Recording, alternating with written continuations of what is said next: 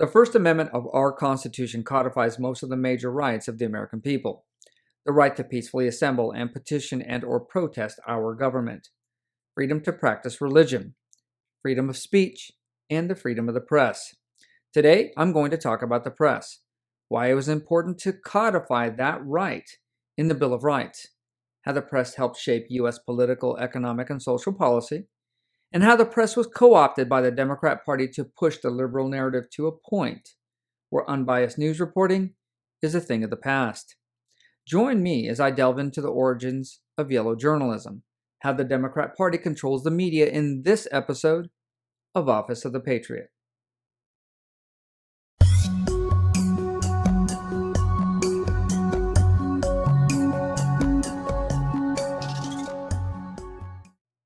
Hello, and welcome to the Office of the Patriot. In this office, I try to make sense out of the nonsense of the progressive left. If you are a subscriber, thank you for your continued viewership. It is appreciated. If you are a returning viewer, please take a moment to hit the subscribe button so you don't miss any future presentations. And if you are a first-time visitor to my channel, well, congratulations on finding it. It's usually hidden by the YouTube algorithm. However, I do hope you find the content worth coming back for. My name is Myron Ybarra, and I'm your host. The reason behind enshrining freedom of the press into the Bill of Rights was done as a protective measure by our founding fathers to ensure that there was some measure of oversight into government business. Given that the United States is based on the concept of government by the people and for the people, the framers of the Constitution knew that a government left to their own devices, left unchecked, could lose sight of its founding principles. Unbiased oversight of a free press could prevent that from happening. This was done because early British-ruled American colonies required all printing presses to be licensed. This is code for censored. This was done to ensure that nothing was printed that was critical of the monarchy.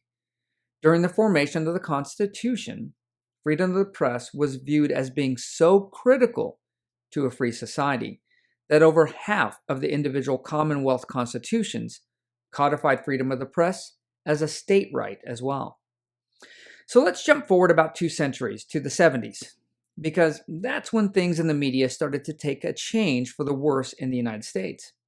At the time, there were 3 major TV, radio, and news outlets: NBC, CBS, and ABC. All 3 of these news stations were established in the early and late 40s. So from the 40s to the 70s, there were very few choices on where people got their news. Now, while that might not seem like a good idea at the surface, there were a couple of upsides. First, because options for radio and television news outlets were limited, the Federal Communications Commission, also known as the FCC, instituted a policy in 1949 that required all over-air media outlets to present all sides of controversial issues presented to the public. It was called the Fairness Doctrine. Over-air media outlets were required to broadcast the news in unbiased format, allowing the viewers and or listeners to see and hear all sides of an issue and then come to their own conclusions.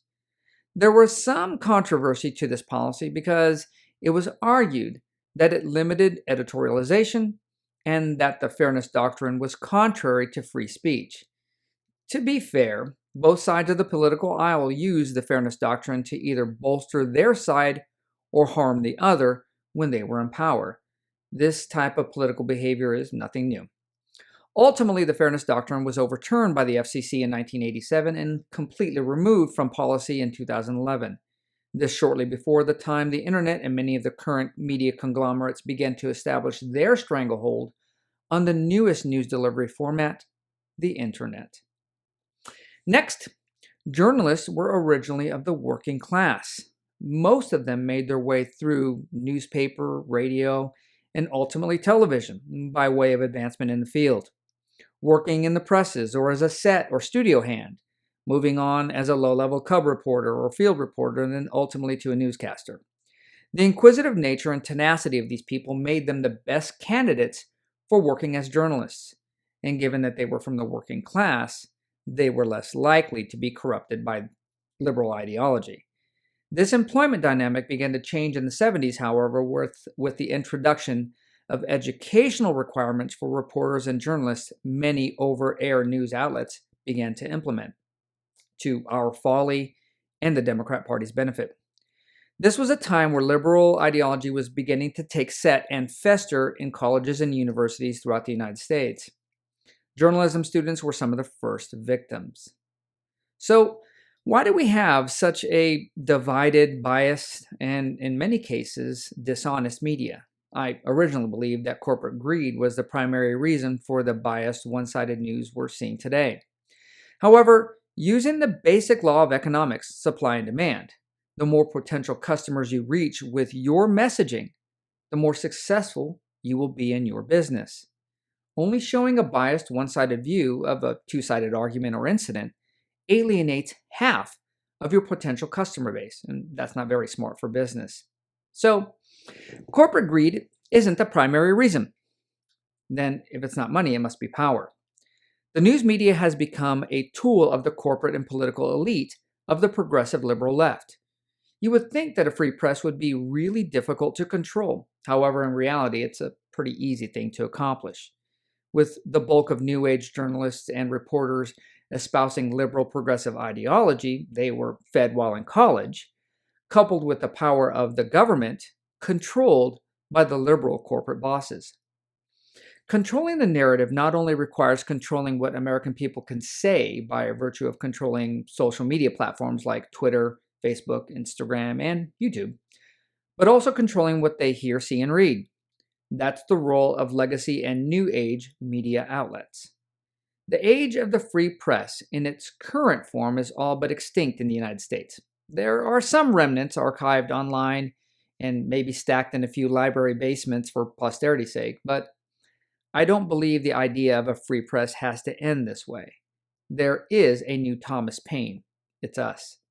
Watching and sharing this channel and others like it can give rise to a new version of the working man's free press. William Clifford, a Cambridge mathematician and philosopher, published an essay in 1877, The Ethics of Belief. The premise of this essay was that any argument that is presented must have sufficient evidence to support that belief. There are two of Clifford's principles that should be the standard by which all reporting is done. First, it is wrong always, everywhere, and for anyone to believe in anything with insufficient evidence. And it is wrong always, everywhere, and for anyone to ignore evidence that is relevant to his belief or to dismiss relevant evidence in a facile way. Well, this concludes this episode of Office of the Patriot. If you enjoyed today's presentation, please take the time to like, subscribe, and share my channel on your social media. It is appreciated. And as always, have a great day and stay safe out there.